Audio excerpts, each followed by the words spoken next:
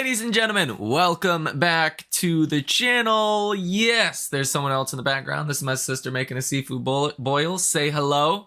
Hi. And that's very important. So I'm not gonna hinder her progress there because we all need our seafood boils. So nonetheless, that's not gonna stop us on our mission here in this video.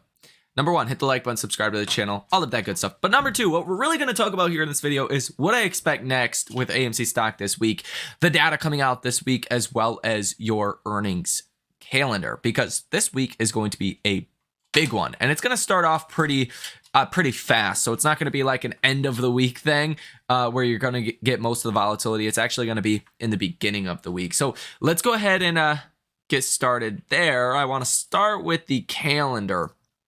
For earnings. Now, our earnings calendar may look insignificant to a lot of people, but it's actually very important. Certain sectors will be important, and really AI will be a big theme of this week again with Arista Networks that reports Monday after hours, and Cadence. Both of these companies are hitting all-time highs heading into their earnings. They're set up for what could be a big downside surprise just based on how much they have rallied. Now, I've hit thousands of percents on Arista Networks before. They can be a big moving stock on earnings and even follow through after earnings. This time around, I'm expecting no different. And there's a lot on the line when it comes to Arista and Cadence. Now, I've talked about this before here on this channel, and I'll briefly mention it again. But when your AI stocks roll over, when NVIDIA rolls over, which over the last three earnings, NVIDIA has sold off anywhere from 10% to 18% over the next month or so following NVIDIA's earnings. That's when you could get more capital able to disperse in our market. So unfortunately, NVIDIA does not report earnings this week. They will report earnings next week. But some of these stocks like Arista and Cadence could really show like, hey, AI is starting to be a main, core focus of a lot of businesses, or AI may be a little bit too hyped too quickly. So those are two stocks I'm carefully watching coming Monday after the bell. Waste Management as well will report. Zoom Info, Avis Budget Group, Addis, MedPace, and some other names. Tuesday pre-market, Shopify, Datadog, Coca-Cola, Biogen, Marriott International, Hasbro, Moody's, some other names. Tuesday after hours, Airbnb, Upstart, Robinhood, Lyft, MGM Resorts, Instacart, Zillow Group, and some other stocks. Wednesday pre-market, Barrick Gold, CME Group, Kraft Heinz, Sony, Generic, Blackstone, Williams, Sunoco, other companies as well. And keep in mind, these are only your largest companies that have the most analysts that follow them. There's a bunch of other companies that will report as well all of these days, but they don't have as much coverage. So keep that in mind. And let me know down below in the comment section if there is a company on here that you are watching that is not on this list. Now, Wednesday and after hours, Twilio. Twilio is actually a very interesting one that I am personally looking at potentially starting a position in.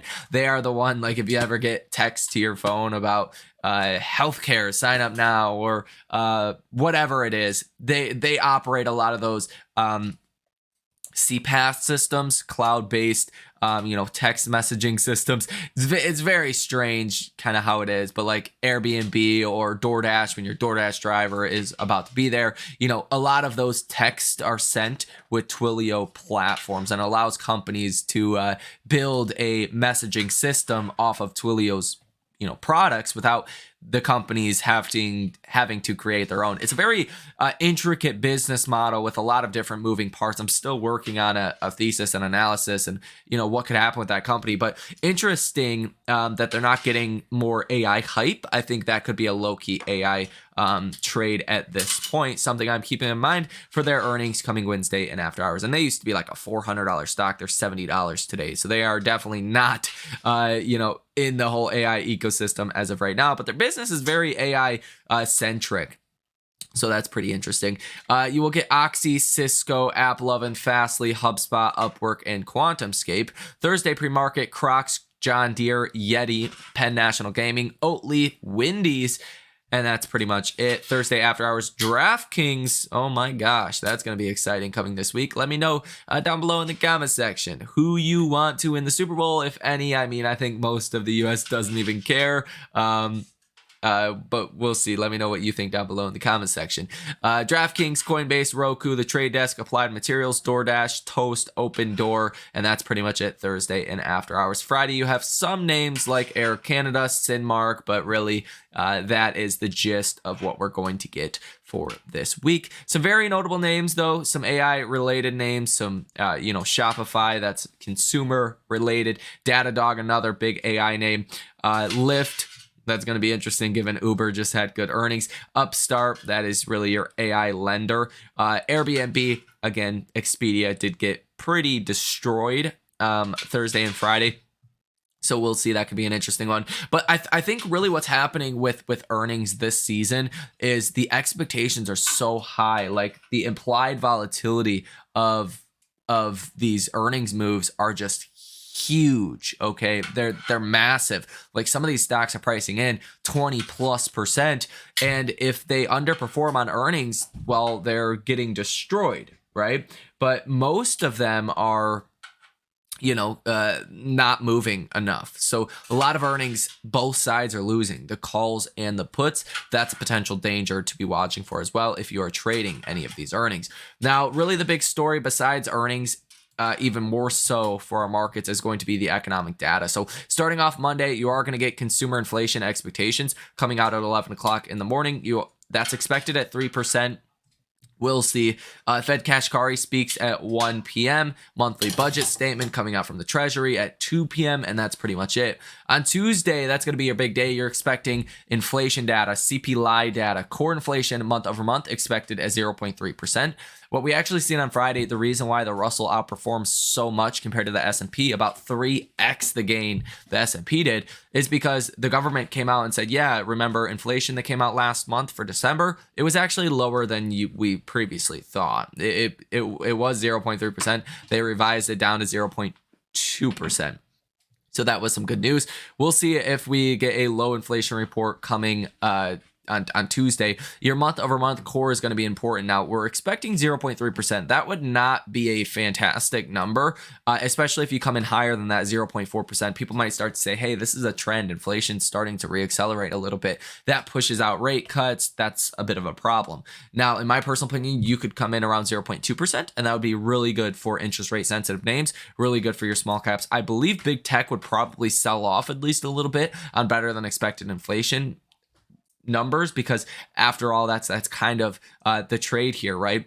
Be invested in big tech until inflation comes down enough where the Fed can start drastically cutting rates, and then you'll see a broadening out. But I do think if Nvidia falls following earnings, that will open up hundreds of billions of dollars to move into other areas of our market. So that's something I'm specifically watching pretty closely. But again, Nvidia reports not this week but next week. Year over year inflation numbers expected at 3.8%. Last month was 3.9%. If that comes in any lower, that's going to be great news. Headline month over month expected at 0.2%.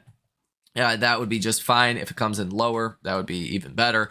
Year over year, this is where things get pretty interesting and could get really good for markets. You're expecting around 3%. If you come in lower than that, like let's say 2.9, 2.8, 2.7, 2.6%, yes, markets are going to love that. And that's where you would get a real big broadening out of our markets. I would expect AMC stock to do very well if that is indeed what happens. Now on Wednesday, lots of data out of the UK, but really not too much for the US.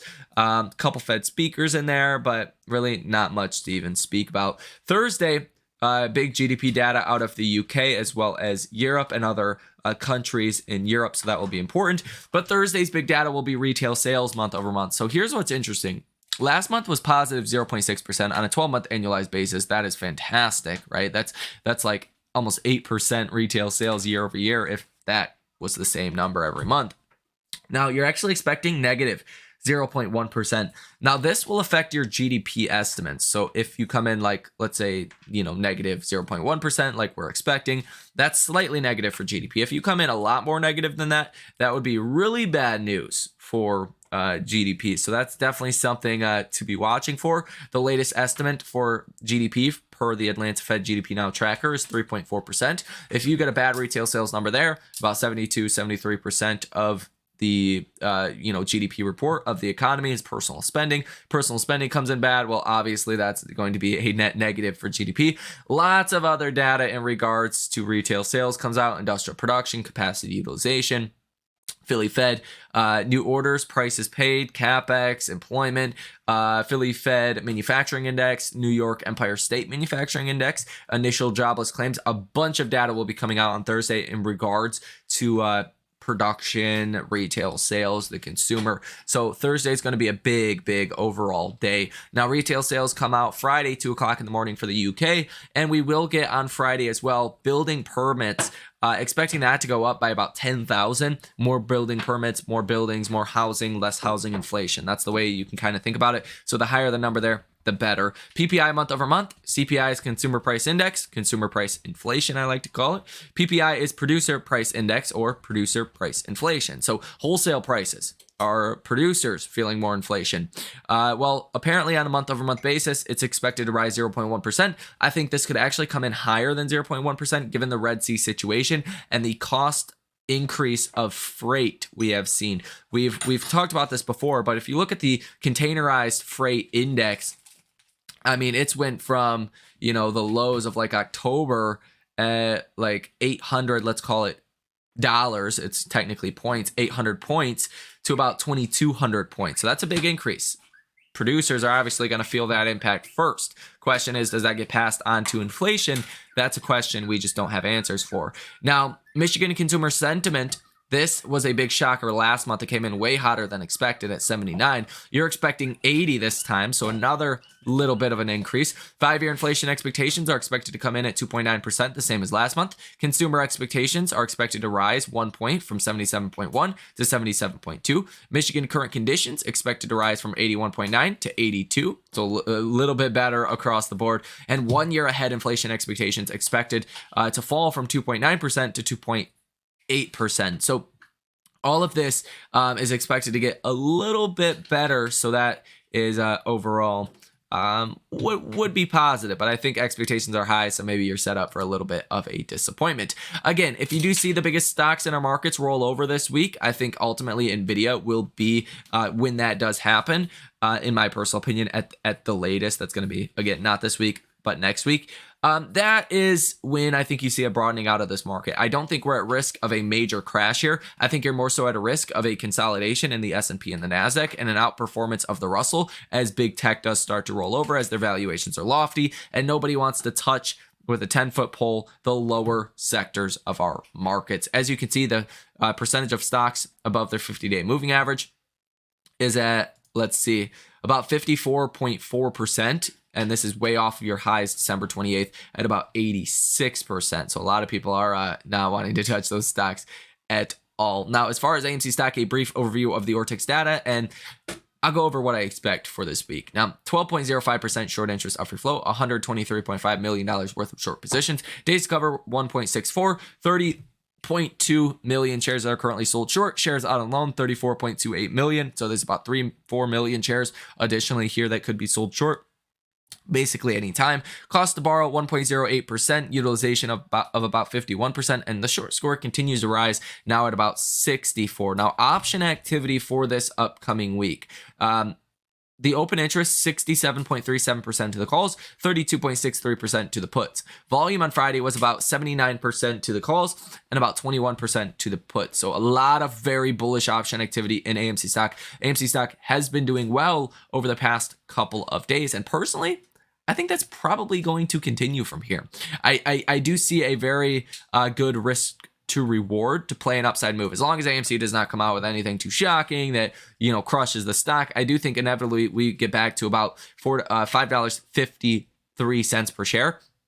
And I think if we just get a better than expected CPI report, that's probably going to happen pretty quickly. Now, that on a percentage basis from here would be a gain of roughly about 21%. I actually think AMC stock could do, back-to-back 10+% days and get there pretty soon if inflation, again, comes in lower than expected. Now, if we have a really good week, AMC stock could target as high as, the higher $5 range, $5.75 to $6. Although I think that's a little bit of a stretch. If we have a bad week, if inflation comes in bad and the rotation continues from the lower sectors of the markets into the higher sectors of the markets like AI, Nvidia, Apple, Microsoft, all those stocks, right? You're seeing money that is getting pooled from the lower sectors into the higher sectors, right? That's why PayPal's done bad. That's why a lot of stocks, Tesla's done bad, lost $200 billion of market cap value over the last 6 weeks or so. At the same time, Nvidia has been rallying. It's just a rotation. When that money leaves some of your big tech names, that could be great for AMC, for small cap stocks. So on a good note, I think AMC stock could reach as high as about $5, 43 cents or so, your 50-day moving average. If things get really good, you could be targeting as high as about $6 per share. On a bad note, you're falling back to about $3.80 for AMC, and that would be a little bit less downside than potential upside. That would be a decline of about 14%. So I think the risk to reward is obviously a lot higher to the upside, but there is a possibility that the stock does fall this week, and we continue to see a secular rotation from small cap stocks into mega cap AI names. I think that trade's a little bit overdone at this point, personally. Let me know what you think down below in the comment section. Let me know as well, do you think Nvidia is going to have good or bad earnings? Thank you for watching. Enjoy the rest of your day, and I will see you in the next one.